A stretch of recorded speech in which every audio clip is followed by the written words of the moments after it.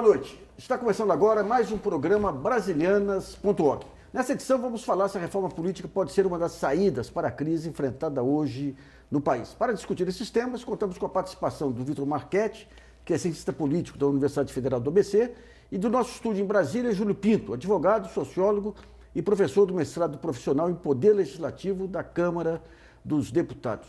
Nesse primeiro bloco, vamos falar um pouquinho sobre a constitucionalidade aí do rito do impeachment no Senado e o papel do Supremo para evitar ou confirmar ou evitar desvios que possam aí atropelar a Constituição Federal. Eu vou com o Júlio. Ô, Júlio, os ritos aí, como é que você vê essa questão dos ritos, o papel do Senado votando primeiro pela admissibilidade e depois pelo mérito?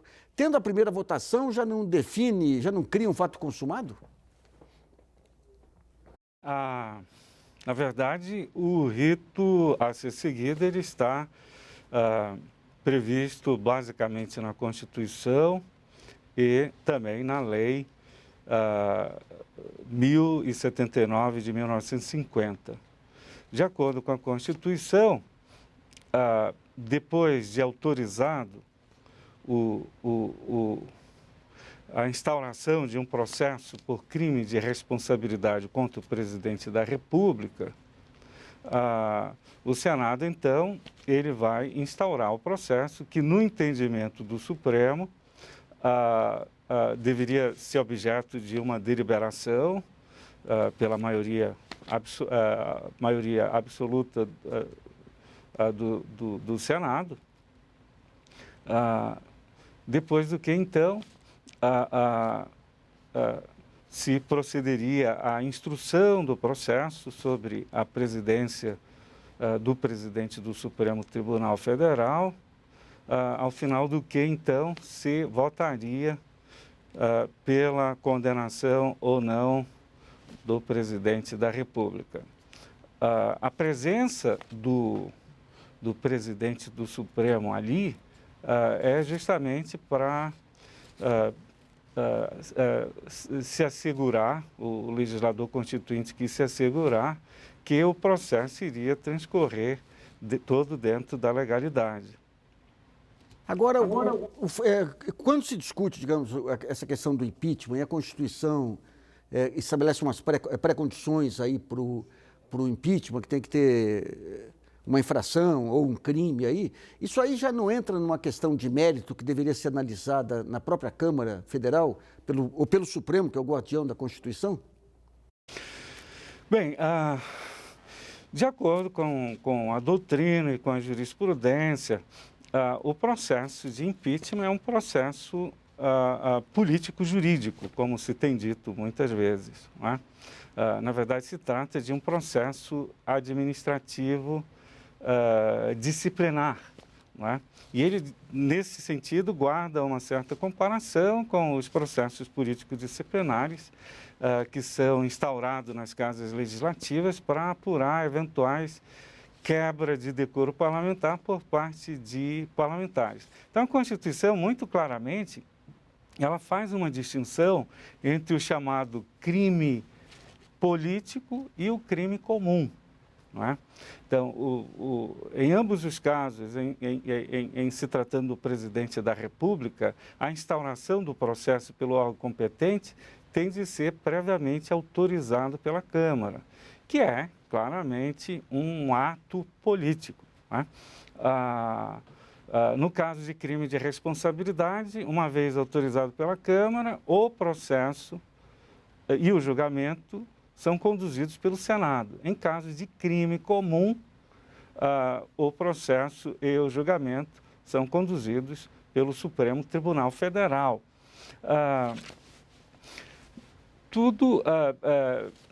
Segundo o entendimento, eu diria, majoritário,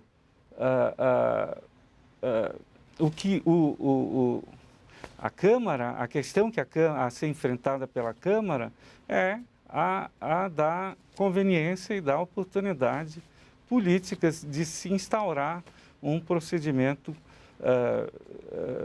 tanto no caso tanto no caso de um processo tanto judicial, no caso de crimes comuns, quanto um processo político ou jurídico-político, no caso de crime de responsabilidade.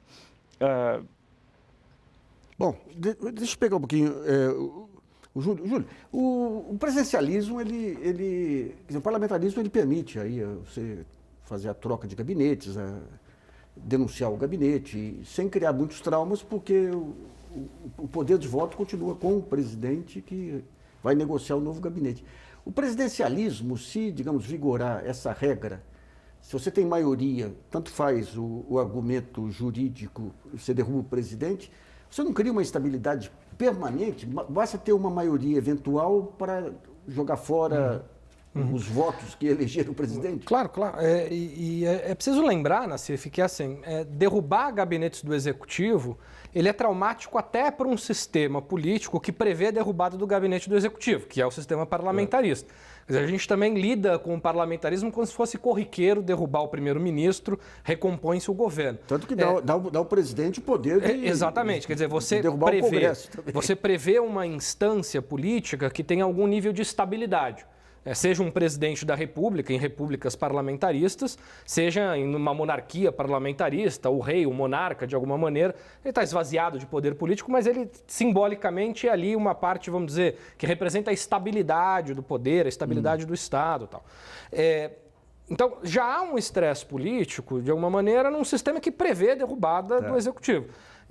Em sistemas em que a dissolução do gabinete do Executivo ela está prevista em situações muito limites, situações de muita exceção, a derrubada desse governo é ainda mais traumático do ponto de vista da estabilidade das instituições.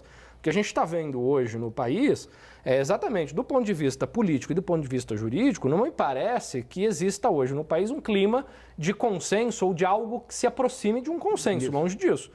Quer dizer, se nós retomarmos o que foi, por exemplo, o impeachment do Collor, havia um clima de coalizão, de consenso entre os grupos políticos nessa direção. Do ponto de vista jurídico, inclusive, o STF não imputou aqueles crimes que estavam lá no processo do Collor. Mas veja, do ponto de vista político, aí sim havia uma direção, havia um norte, os grupos políticos me parece que estavam ali muito mais coesos. Hoje o cenário é completamente diferente. Do ponto de vista político, as divisões estão muito claras, né? Talvez o símbolo maior dessas divisões seja o Muro de Brasília, né? No dia da votação do impeachment. E do ponto de vista jurídico, a gente é capaz aqui de rapidamente elencar uns 10 juristas a favor do crime de responsabilidade por conta da infração da lei orçamentária e outros 10 que defendem coisas diferentes. Então, isso que eu queria ver com o Vitor. Vitor, vamos pegar o crime de responsabilidade aí. Se você... É uma prática, digamos, que já foi levantado aí, se for levado ao extremo, você inviabiliza 16 ou 17 governadores aqui. É algo que faz parte, digamos, do conjunto de expedientes que tem um presidente da República aí em casos de exaustão aí do modelo fiscal. Tudo. Não é muita coisa o senso de proporcionalidade entre os 4 decretos, ou 5 decretos, 6 decretos que foram utilizados aí como... álibi para a questão do impeachment e, digamos, você jogar fora um presidente que foi eleito por 54 milhões de votos, não é muita desproporção? Desculpa, a pergunta foi para mim? Foi para você, Júlio, perdão. Bem, não resta dúvida.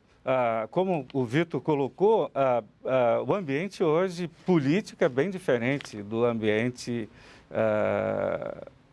que havia no tempo do impeachment do ex-presidente Collor. A situação hoje é politicamente bem diferente. Na época, havia quase que um consenso da sociedade e dos grupos políticos com relação ao impedimento do então presidente Collor. Hoje a situação é bem diferente. Nós vemos uma minoria expressiva que se opõe veementemente ao impedimento da presidente Dilma.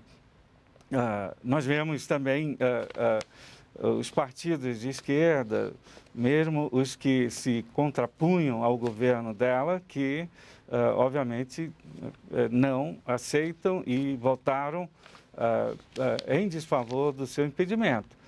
Não resta dúvida que o clima é bem diferente. Agora, da perspectiva estritamente jurídica, não é?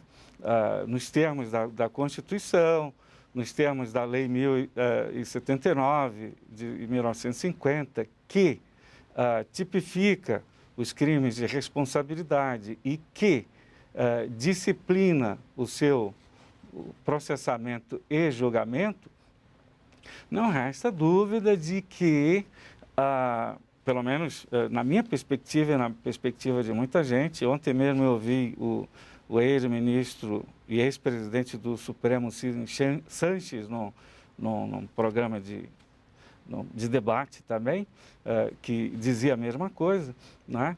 Não resta dúvida que, até porque essa lei ela foi criada no momento em que havia um caloroso debate quanto ao regime de governo que se deveria adotar no país, né? Havia um debate caloroso com relação à possibilidade de se adotar um sistema parlamentarista, etc.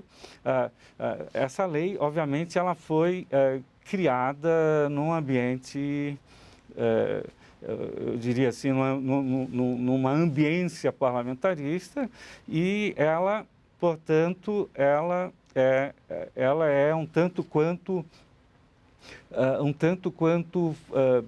vaga na definição, na tipificação de crimes de responsabilidade. Só para dar um exemplo, eu estou aqui com o artigo 9º da Lei 1079 de 1950, que diz que são crimes de responsabilidade contra a probidade na administração, no item 7, proceder de modo incompatível com a dignidade, a honra e o decoro do cargo, o que, obviamente, se trata de um chamado tipo aberto, extremamente vago, no qual se comportaria quase que qualquer ato cometido pelo presidente da República. Tudo indicando, portanto, que, pelo menos na mente do legislador, né, a ideia de crime de responsabilidade é, obviamente, a ideia de um crime político. Se está tratando aqui de responsabilização política e não responsabilização criminal propriamente dita, né? Vitor, deixa eu só te perguntar o seguinte. Júlio. Deixa eu te perguntar o seguinte. Se a Constituição define que tem que ter determinadas pré-condições aí para o impeachment, se o Supremo ele é o guardião da Constituição, aquele que dá a última palavra em relação à Constituição. Então, no mínimo, ele não deve ao país uma apreciação, um julgamento do mérito, para saber. Porque se ficar só por conta do Congresso, e se é tão amplo assim a conceituação aí, o que pode ser colocado nessa bandeja do impeachment, basta você ter uma maioria qualificada para derrubar qualquer presidente. Então, no mínimo, o Supremo não deveria se pronunciar sobre isso, ou avalizando ou rejeitando? Entendo. Eu diria que tanto no caso do Collor quanto no caso agora da presidenta Dilma, o Supremo tem dado, ou deu e tem dado mais recentemente, agora no julgamento do rito do impeachment, tem dado indicações claras que ele, pelo menos por sua maioria, digamos assim, que ele não entende ser sua competência se imiscuir no mérito do processo ou do processamento e julgamento do impeachment. Segundo eles têm deixado muito claro, a maioria dos ministros tem deixado muito claro, o papel do Supremo aí seria de garantir a regularidade do procedimento, de assegurar a ampla defesa com todos os seus recursos. E, no final das contas, como já disse um ex-ministro, hoje aposentado, aposentado não tanto tempo atrás, que a Constituição é como ela é interpretada, e interpretada pela comunidade dos intérpretes da Constituição. E dentro dessa comunidade de intérprete, o Supremo é o órgão máximo, é quem dá a última palavra, é quem efetivamente diz o que é constitucional ou não. É claro que sempre vai haver divergências, sempre vai haver opiniões diferentes, isso é salutar. O próprio Supremo, ao longo dos tempos, dependendo da sua composição, tem mudado os seus posicionamentos, tem revisto os seus posicionamentos, mas eu diria que o posicionamento do Supremo no tempo do Collor e agora, não é, pelo menos eu diria que a maioria, a opinião ou a posição da maioria dos ministros é no sentido de que o Supremo deverá se manter como guardião da Constituição, como guardião da regularidade dos procedimentos e dos ritos, não é? Sempre ali para assegurar, para garantir, para assegurar que todos os direitos do defendente, no caso, do acusado, no caso, sejam garantidos. Que, digamos, garante todos os direitos da pessoa que está sendo julgada. Mas se você tem um conflito entre um poder, que é o legislativo, que tem a maioria, e o poder define o que é crime, define a punição e define tudo, e o Supremo não se manifesta, na prática você tem um parlamentarismo. Mesmo o parlamentarismo deve ter outras ressalvas aí para não virar uma... Sim, quer dizer, aí a gente está com um problema de constitucionalismo clássico, né, Nassif? Quer dizer, para que existe Supremo Tribunal Federal, para que existe Corte Constitucional?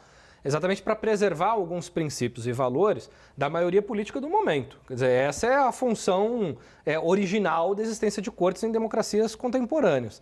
No caso de presidencialismo, me parece, no nosso caso aqui recente, me parece que a decisão do Supremo Tribunal Federal, do ponto de vista do rito do impeachment, quando ela olhou o rito, me parece que foi uma decisão acertada do ponto de vista de recolocar algumas coisas no lugar que estavam, obviamente, comandadas e orquestradas por alguém que tinha todo o interesse, não em conduzir o rito de modo republicano, mas em conduzir o rito para que, ao fim, ele produzisse um único resultado, que era o impeachment. Não é? Então, me parece que a decisão do STF, quando decidiu mexer com a questão do rito, equilibrou as coisas e pôs algum tipo de equilíbrio institucional. Agora, se a gente considera que o impeachment é um processo político e jurídico, essas duas coisas têm que estar presentes. Claro. Né? Porque se a gente diz que o STF não pode entrar nesse assunto, ou não pode julgar o mérito do que está sendo julgado, a gente está dizendo que o processo é só político, estamos descartando, portanto, alguma proteção jurídica ao governante, uma proteção jurídica ao governo, uma proteção jurídica às decisões que ele tomou. Quer dizer, se a gente pegar... portanto, as decisões que o STF tomou até esse momento de não analisar o mérito, mas me parece que há ainda alguns indicativos de que quando a coisa começar no Senado, há uma porta aberta para que o Supremo seja, sim, provocado a discutir o mérito, me parece que se ele, mais uma vez, fugir da responsabilidade de análise do mérito, a gente está... tornando desequilibrada essas duas partes de um processo que é tanto político como jurídico. E aí a gente está depositando tudo na conta de uma lógica parlamentarista de que maiorias políticas podem se formar e derrubar governos. Mais que isso, uma maioria coordenada pelo presidente da Câmara, Eduardo Cunha. Pois é, uma maioria política que está coordenada... Uma maioria seria complicado. Né? Exato, mas uma maioria política que tem... como principal liderança, e aí a gente não pode esquecer também a aliança com Temer, quer dizer, um vice-presidente, quer dizer, então, usando artifícios e instrumentos governamentais, instrumentos de Estado, exatamente para chegar a um único ponto, portanto, descartando a lógica do processo. Né? Para que existe processo? Né? Do ponto de vista penal, do ponto de vista civil, processo é exatamente para que as partes tenham oportunidade de se manifestar, de se defender, de colocar seus argumentos. O processo, por vezes, é lento exatamente porque é preciso baixar a bola do momento político, é preciso baixar a poeira. O papel do Supremo é moderar o conflito entre poderes. Se ele não entra, você tem um dos poderes eleito derrubando o outro poder. Vamos para o primeiro intervalo, brasilianas.org, volta já.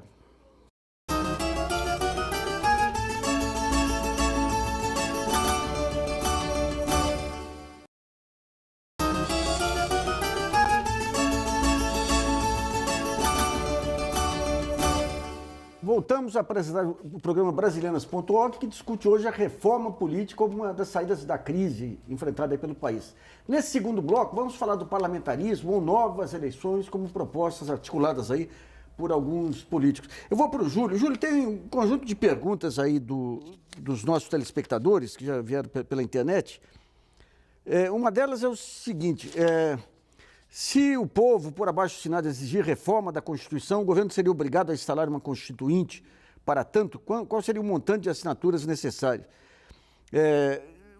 Esse é do Salim Tanus, de Vinhedo. O Gustavo Torquato, de Brasília, pergunta: existe alguma forma da sociedade civil impor uma reforma política sem a participação dos poderes constituídos? E a Mariana de Carvalho, de Niterói: caso prospere no Congresso a proposta de adoção do sistema parlamentarista sem a devida consulta popular, quais os meios que a sociedade brasileira dispõe para exigir do Congresso um referendo para a ratificação ou rejeição da mudança de tipo de governo?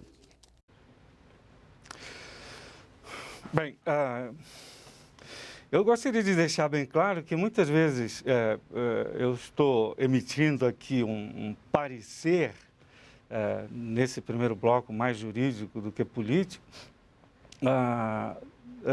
não querendo com isso dizer que eu estou apoiando esse processo de impeachment aí.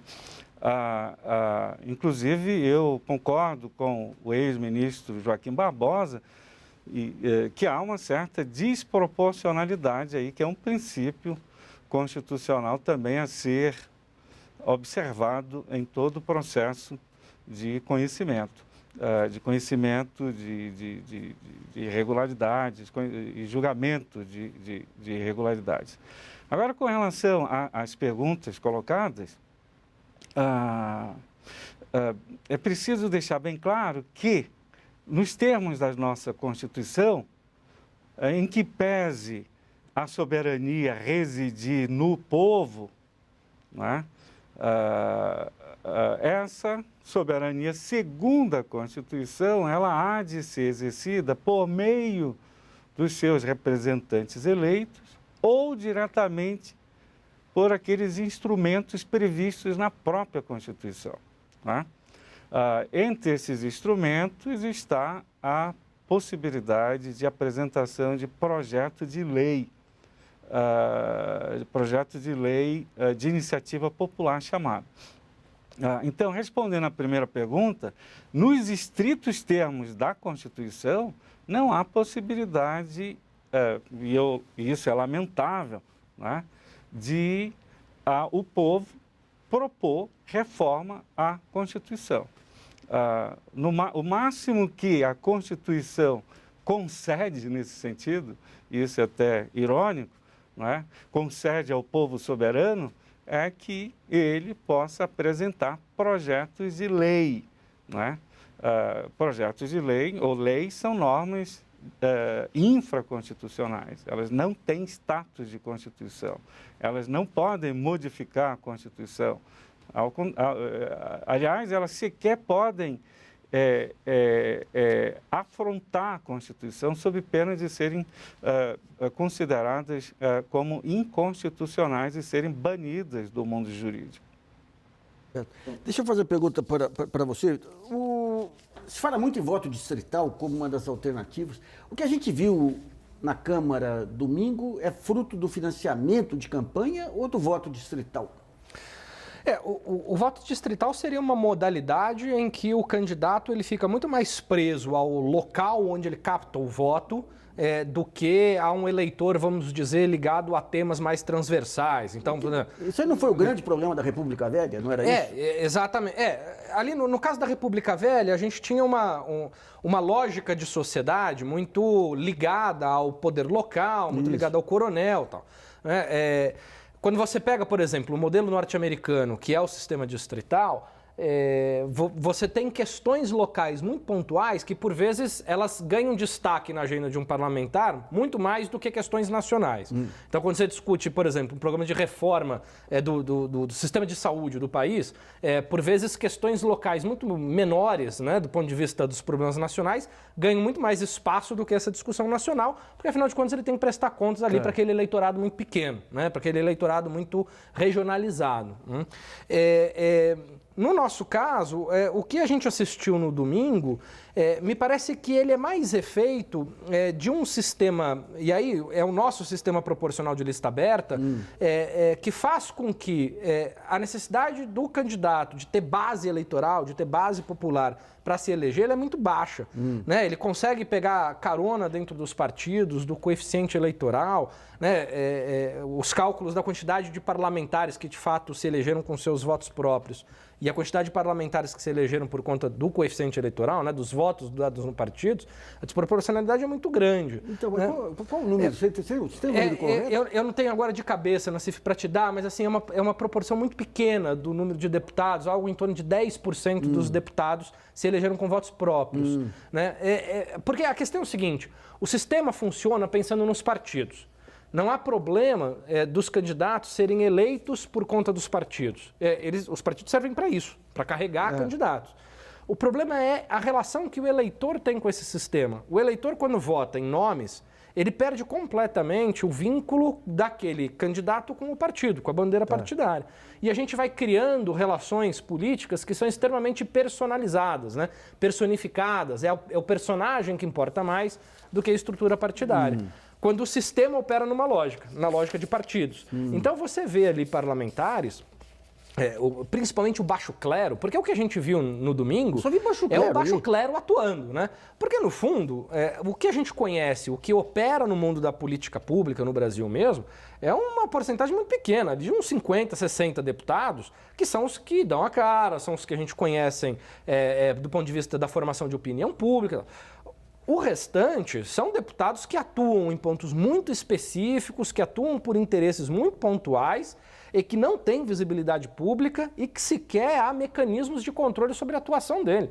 Né? Quer dizer, não há cobertura da imprensa sobre a atuação desses parlamentares, não há mecanismos de fiscalização do eleitor e geralmente são candidatos de muita baixa formação, de muita baixa enraizamento social, que estão ali representando o país numa situação muito frágil do ponto de vista das bandeiras que carregam. Foi isso que a gente viu lá. Né? Essa multiplicação, pulverização de partidos também é um dos fatores. Completamente. E aí o STF volta a ter responsabilidade, Nassif, porque a gente não pode esquecer que em 2006 o STF derrubou uma decisão que o parlamento tinha tomado em 95 para criar uma cláusula de desempenho, cláusula de barreira, que reduziria muito o número de partidos. Veja, o parlamento votou, o parlamento tomou uma decisão que em 10 anos produziria um efeito de chegarmos hoje a uns 7, 8 partidos políticos. Era esse o prognóstico.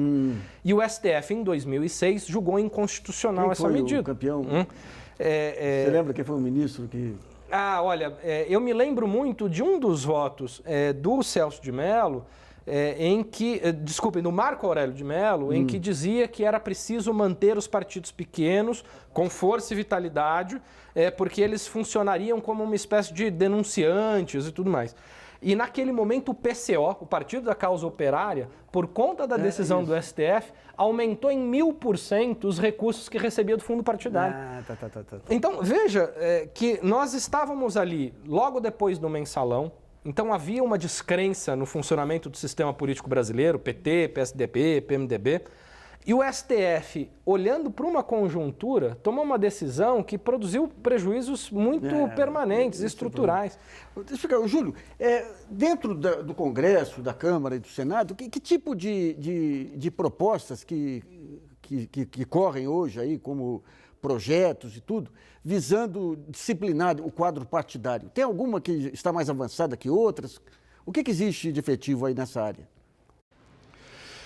Bem, eu queria dizer que, em primeiro lugar, eu concordo com o Vitor. E eu iria ainda mais longe. Eu diria que o que nós vimos aí hoje é reflexo da falência mesmo do sistema representativo.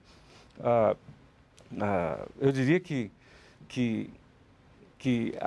aquela geocultura ou aquela ideologia que mantinha esse sistema, o liberalismo centrista, o liberalismo de centro, evidentemente se esgotou. Isso parece ter ficado muito claro desde 1968, final da década de 70, que coincidiu justamente com o final de um momento de grande expansão da economia mundial, que foi de 1945 aí até 1970. A partir de então, eu diria com a falência do liberalismo de centro, nós temos experimentado desde então uma espécie de radicalização tanto da direita quanto da esquerda. Enfim, aquele sistema representativo idealizado por Rousseau, né, que previa aquele salto mágico da vontade de todos para a vontade geral, que nada mais era do que a vontade daqueles que haviam sido previamente eleitos e que não respondiam a ninguém, como o próprio Carl Schmitt chegou a dizer, né, que representar na verdade, apresentar um ausente, ou seja, ninguém. Né? É sabido que, desde então, esse sistema representativo mais tem servido para afastar o povo do poder do que para aproximar esses dois polos, esses dois atores aí. Então, o que nós temos visto, e isso se reflete também nesses protestos globais, desde de 2011, final de 2011, o que nós temos visto aí é um total desencantamento não só com o sistema mundo, com a sua economia mundo capitalista, mas também, inclusive, com partidos de esquerda que assumiram o poder com a promessa de transformar o mundo, mas que, por várias razões, não lograram êxito. De maneira que eu imagino que a melhor proposta de reforma política seria aquela em que o parlamento se abrisse mais para a sociedade, para os movimentos sociais, para as organizações da sociedade civil, criasse mais meios de participação, criasse mais canais institucionalizados de participação, se tornasse mais permeável, se tornasse mais representativo. E, nesse sentido, eu, de certa forma, não concordo muito com as cláusulas de barreira. Eu acho que o que você tem de fazer é fortalecer mais os partidos, talvez fechar a lista, juntamente com uma democratização dos processos internos dos partidos, de indicação de candidatos, etc. Mas é abrir ainda mais o parlamento, é abrir ainda mais o sistema, torná-lo ainda mais permeável, menos opaco, mais transparente para a sociedade. Eu acho que não há outro caminho a não ser esse. O que nós estamos vendo aí é uma classe política entrincheirada, voltada para si mesma, para os seus próprios interesses, de costas, efetivamente, para a sociedade, para a massa dos indivíduos. Vitor, pegando o ponto que o Júlio colocou, hoje, quando se fala, por exemplo, tinha uma entrevista hoje do próprio prefeito de São Paulo, Fernando Haddad, um ponto que tem sido discutido, por exemplo, a esquerda não vai ter mais um partido que vai representar mais uma frente de partidos. A gente tem as redes sociais aí com uma pulverização enorme de grupos de interesse e tudo mais. Então, pegando a dica do Júlio, de que maneira que se abre espaço para todas essas opiniões, e ao mesmo tempo fortalecendo o sistema partidário? Então, Nassif, tem uma coisa, quer dizer, quando o Júlio se coloca, por exemplo, olha, eu não acho que a cláusula de desempenho seria uma boa, porque ela poderia estrangular um pouco essa oxigenação do sistema. A gente tem que lembrar que, por exemplo, um dos países com o maior número de partidos políticos hoje, no mundo ocidental, é os Estados Unidos. né? Só que quando a gente coloca isso no plano federal, quando você coloca isso no plano nacional, as regras de acesso àqueles meios de poder, elas são um pouco mais exigentes do que as regras de acesso ao poder local, ao poder estadual. Né? Então, me parece que a gente tem que começar a enfrentar esse debate do que a gente quer do ponto de vista da atuação nacional de partidos e do que a gente quer de atuação dos planos locais. Então, pelo que você está falando, você teria uma caminhada, o partido surge municipal, vai se expandindo, tenta ser estadual e quando ganha musculatura... Ele tem que ganhar, ele tem que mostrar alguma robustez, ele tem que mostrar alguma musculatura, e mostrar musculatura significa enraizamento no país, né? Significa capilaridade. Hoje em dia você compra partido político, basicamente. Né? Verdade. Porque enraizamento, diretório municipal, diretório estadual, que inclusive é exigido por lei, boa parte nem tem. Boa parte não cumpre essa obrigação de ter diretórios constituídos. Geralmente são controlados pelo executivo, quer dizer, tem o diretório, mas ele não é formado por um processo democrático, aberto, tal. Ele é super controlado do ponto de vista da direção nacional. Né? Então, me parece que assim, os partidos políticos eles vão ter que se repensar, e não por um movimento que cresceu dentro dos próprios partidos. Se a gente pegar as manifestações juninas de 2013, o que estava claro ali que a sociedade estava organizada e que tinham muitas bandeiras que iam da esquerda à direita, porque a gente não pode esquecer que as bandeiras que começaram lá em junho de 2013, elas estavam no campo da esquerda, de discutir mobilidade urbana, de discutir passagem, de discutir uma série de questões, e elas foram migrando por um outro caminho e, no fundo, a gente criou uma geleia geral, onde estavam todos os campos na rua e ninguém se sentia representado por partido. Eles não entenderam esse movimento, nenhum deles. E, no fundo, assim, isso pode significar aí um aspecto positivo da democracia brasileira, da pluralização das demandas. Quer dizer, hoje você tem bandeiras, então você tem os coletivos. Me parece que o caminho para a gente rediscutir a representação política no país é discutir o papel dos coletivos. Os coletivos feministas, os coletivos LGBT, os coletivos de negros. Quer dizer, os diferentes coletivos hoje têm colocado temas na agenda que são temas que os partidos políticos têm muita dificuldade de capturar. Se eles não se mostrarem abertos a esses movimentos, eles vão perder o bonde.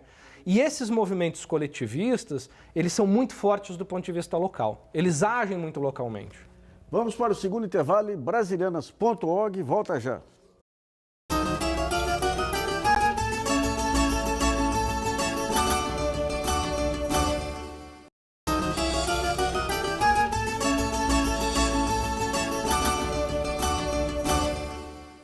Voltamos a apresentar o programa Brasilianas.org, que discute hoje a reforma política como uma das saídas para a crise. Nesse último bloco, vamos falar da visão de fora sobre a crise brasileira. Os efeitos dessa visão de fora aí sobre os trabalhos aqui, as votações, se é ou não é golpe. Eu vou para o Júlio. Júlio, essas manifestações aí de alguns comissariados da ONU, da OEA, da Unasul e tudo, de alguma maneira tem alguns juristas estrangeiros, algumas publicações estrangeiras, de alguma maneira pode influenciar as votações, ou o Senado ele tem uma pauta que é mais insensível, digamos, a esses movimentos de fora? Eu imagino que obviamente essas manifestações todas, essa matéria toda jornalística, esses pronunciamentos feitos, obviamente que devem influenciar os parlamentares, os senhores senadores. Tanto é assim que tem havido um esforço grande por parte do grupo que deverá assumir o poder, né, se de fato impeachment passar, de tentar se explicar ou explicar as razões e a suposta regularidade do que estaria acontecendo aqui no país. Eu imagino que sim. Agora, antes de seguir nisso, eu só gostaria de retomar alguma coisa que nós conversávamos há pouco, e o exemplo que o Vitor deu dos Estados Unidos. Eu diria que os Estados Unidos eles não podem ser colocados como um bom exemplo de sistema político, não é? Mesmo porque o que está acontecendo hoje lá nas campanhas presidenciais demonstra claramente que também eles estão vivendo uma grave crise política e uma crise de representação no país. Nós vemos aí dois importantes candidatos ou pré-candidatos às eleições, tanto do lado republicano quanto do lado democrata, que não vem, digamos assim, do mainstream, da política tradicional, são como que outsiders, o que demonstra uma insatisfação por parte dos cidadãos americanos, dos eleitores americanos, com relação à política que tem sido praticada no país nos últimos tempos. É óbvio que o sistema distrital ele induz uma espécie de bipartidarismo em que pese aos Estados Unidos terem talvez mais partidos do que o Brasil, como foi colocado pelo Vitor, 2 partidos têm assumido o protagonismo, pelo menos em nível nacional, mas isso de modo algum quer dizer que os americanos estão satisfeitos com esse sistema e que, obviamente, não estão dispostos a mudar. Vitor, vamos pegar esse ponto levantado pelo Júlio, dessa pulverização de grupos. Você falou em coletivos. Uhum. Eu queria falar de globalização e o conceito de coletivo em globalização também. Quer dizer, com a globalização, nós temos aqui, o que deu para observar nos últimos tempos, é o Ministério Público aqui federal, montando parcerias com ministérios públicos, com o FBI e outros, inclusive atuando politicamente. Nós temos grupos de juristas internacionais aí se comunicando e montando uma rede de informação. Nós temos pela primeira vez, desde que eu me conheço como jornalista, e antes muito mais, a mídia mundial ela tem outros parâmetros de informação. Depois daquela primeira leva em que se baseou na imprensa brasileira, a segunda leva já foi bem mais crítica em relação à própria imprensa brasileira. Temos as manifestações de jovens em várias capitais aí. O que vai ser esse novo padrão aí? Você vai criar os coletivos internacionais também atuando e se influenciando mutuamente? Eu acho que esse é o padrão. Quer dizer, o Júlio aponta para a crise de representação dos Estados Unidos, e eu não coloquei os Estados Unidos como grande padrão, mas me parece que eles têm algum nível de estabilidade democrática maior do que o nosso, né? Quer dizer, não é que eles estão fora da crise. Agora, pensar em país que tenha sistemas representativos que não passaram por crise, a gente não vai encontrar nenhum. Quer dizer, o sistema representativo está em crise talvez desde do começo do século XX, quando o sistema representativo foi começar a ganhar mais robustez. Me parece que o que a gente tem hoje, principalmente com o papel das redes sociais, das novas tecnologias de comunicação, é que essa crise de representação dos partidos e sindicatos, é importante que a gente coloque os sindicatos aí também como passando por essa crise do seu papel na política e na organização da representação dos trabalhadores, os coletivos têm aparecido como uma alternativa para defender temas, né? E muitos temas são transversais, inclusive do ponto de vista nacional, né? Quer dizer, tema de mobilidade urbana, você discute tema de mobilidade urbana de Nova York, Barcelona, São Paulo, quer dizer, são temas transversais que, portanto, têm mais condições de reunir grupos que vivem em países distintos e que estão unidos em torno de um mesmo problema, muito diferente de problemas tipicamente nacionais. Por exemplo, vamos enfrentar o problema das desigualdades regionais. Bom, é um problema tipicamente nosso, com características nossas, né? Não é que desigualdade regional só tem no Brasil, mas a nossa desigualdade regional é nossa. Né? Quer dizer, a gente acaba dando soluções muito peculiares e características da nossa realidade. Os temas transversais, o Engelhardt, um autor que trabalhou com as novas democracias, vai chamar de temas pós-materialistas, ou seja, temas que estão para além daquela base tradicional do funcionamento dos sistemas capitalistas, tal. Direitos humanos, meio ambiente, a questão do feminismo, LGBT, quer dizer, questões que vão para além de organizar a relação capital e trabalho, né? Que é o que organizou o mundo até então.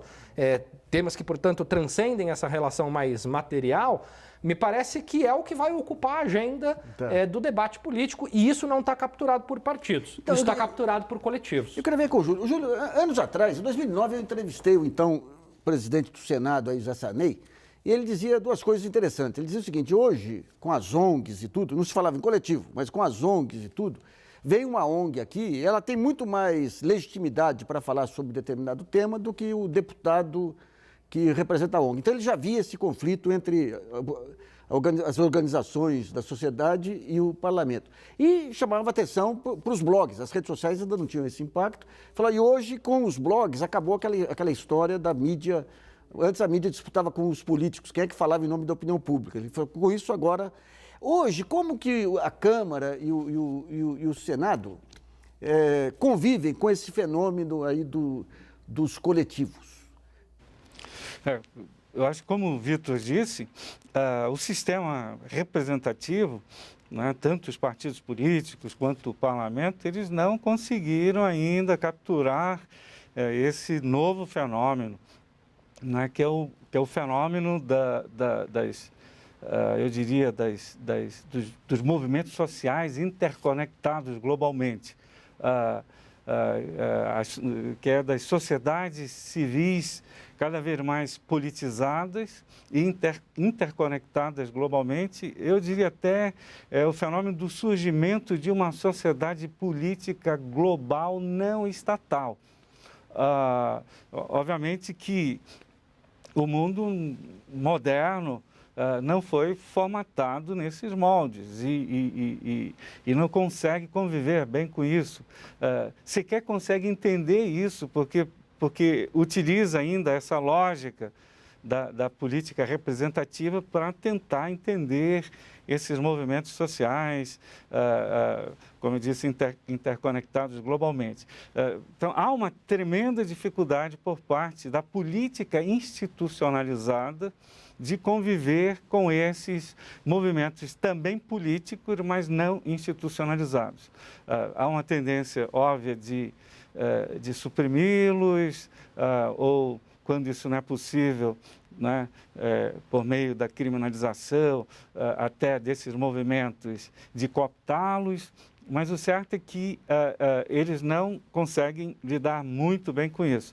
E eu acho que o caminho para a política está justamente aí. O parlamento e os partidos políticos, eles vão ter de se abrir, de se tornar mais permeáveis, de conversar mais com esses movimentos sociais, admitirem o seu status de movimentos políticos e não simplesmente de grupos de pessoas que não sabem o que querem, movidos por algum tipo de estresse psicológico ou social, mas que são, na verdade, grupos políticos que se organizam e se conduzem seguindo uma lógica totalmente nova. Eu acredito que novas subjetividades políticas estão em processo de constituição, não mais aquela subjetividade do representado, não é? E que, portanto, demanda uma mudança radical ou uma radicalização da democracia e de uma abertura dos fóruns institucionais, notadamente do parlamento, para esses novos grupos, para esse novo mundo, eu diria. Vitor, pegando esse tema aí, quer dizer, alguns temas internacionais globais hoje já tem as cortes internacionais com poder de deliberação sobre os países aí, essa questão de direitos humanos, meio ambiente, tudo. Quando se pega os temas nacionais, é possível criar, quer dizer, hoje, pelo modelo atual, tudo tem que passar pelos partidos. Na sua opinião, o caminho seria a democratização dos partidos, e cada partido tentando ganhar esses grupos aí, criar um conglomerado de demandas aí, ou seria um outro modelo que alguém está pensando aí, mas ainda não foi difundido? Olha, Nassif, a gente sempre quando olha para o sistema partidário, como eu disse, há alguns séculos a gente fala da crise dos partidos. Eu duvido muito de alguma coisa que permaneça em crise por tanto tempo. Tá. Quer dizer, me parece que é uma crise que não tem solução. Me parece que a natureza dos partidos é uma natureza crísica. Tá. Quer dizer, então eles permanentemente lidam com tensões e mudanças. O cenário tem que se adaptar. Tá. O que me leva a acreditar é que os partidos, nesse atual momento, estão passando por uma dificuldade de conexão com esse novo mundo, mas que, em muito breve, por uma questão de sobrevivência das próprias estruturas partidárias, haverá uma conexão.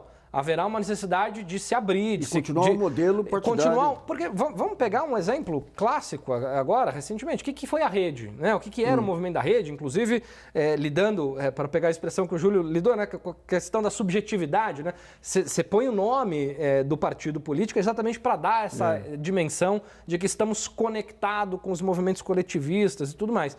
Mas o movimento é fundar um partido, se comportar como um partido, quer dizer, daqui a pouco ter a lógica da profissionalização da política. Vamos pegar, a Rede é um fenômeno interessante aí.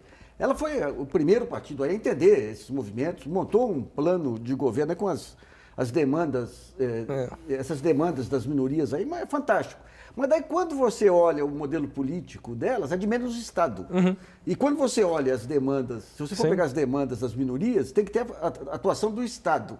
Como é que você resolve essa dinâmica aí? E a grande dinâmica da existência dos próprios partidos, né? Quer dizer, como que você leva uma agenda que, ao mesmo tempo, exige a racionalização do Estado e o Código de Custos, carregando uma série de demandas sociais que exigem mais atuação do Estado. A chave que alguns movimentos buscam é a chave da eficiência.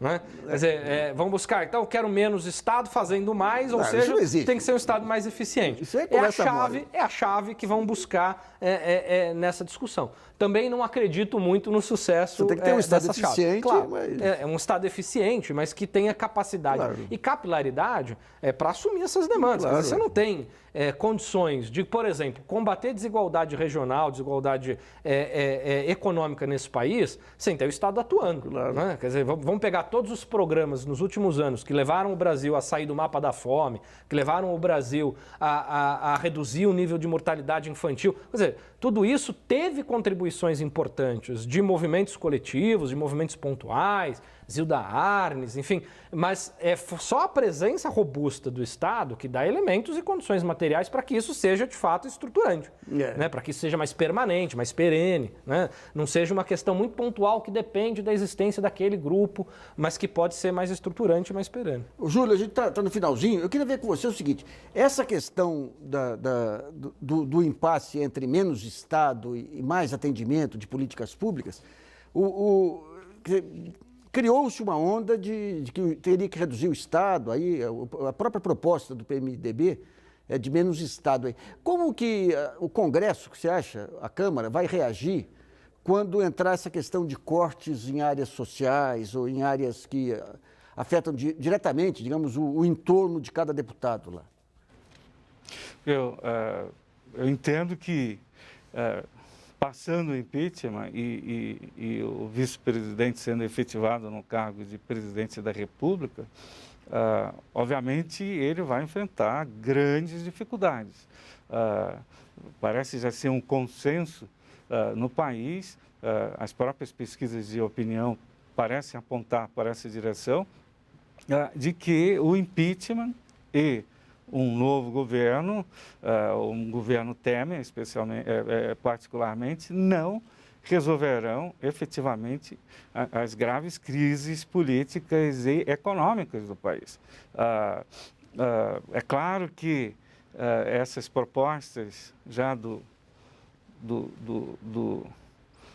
futuro governo, entre aspas, né, não se sabe exatamente, há indicativos de que isso venha a acontecer, elas são propostas extremamente complicadas para serem executadas por um governo com pouquíssimo apoio popular, um governo que vai sofrer uma fortíssima resistência de movimentos sociais, de movimentos sindicais, de partidos de esquerda, não só do PT, mas inclusive de todos os partidos de esquerda.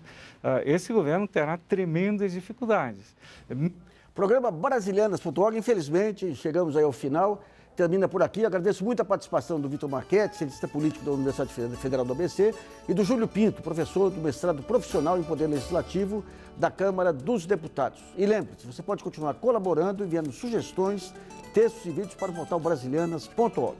Esse espaço aqui também é seu. Voltamos na próxima segunda-feira. Até lá.